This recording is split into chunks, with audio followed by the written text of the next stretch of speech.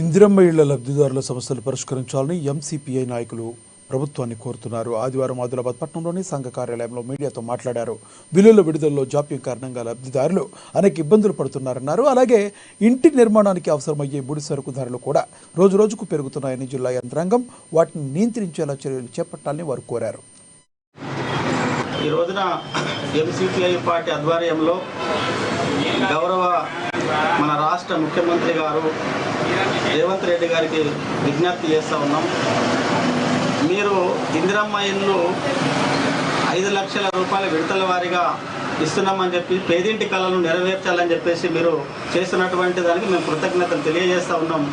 అట్లాగే 5 లక్షల రూపాయలు విడుదల వారీగా ఇవ్వడం ద్వారా మేమేమనుకున్నామంటే 1 లక్ష రూపాయలు మొదటిగా వాళ్ళ అకౌంట్లో వేస్తే వాళ్ళు బయట నుంచి అప్పులు చేయకుండా వాళ్ళు వెంటనే పనిని ప్రారంభించే అవకాశాలు ఉంటాయి.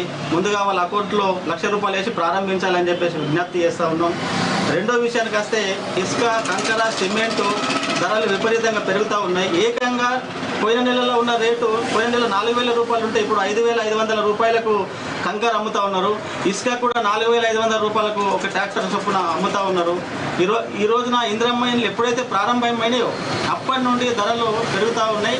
కాబట్టి జిల్లా కలెక్టర్ గారు, జిల్లా యంత్రాంగం అందరూ కూడా ఇందిరమ్మ లబ్ధిదారులకు అందరికీ సహకరించి ధరలను నియంత్రించాలని చెప్పేసి మేము ప్రభుత్వానికి విజ్ఞప్తి చేస్తాం.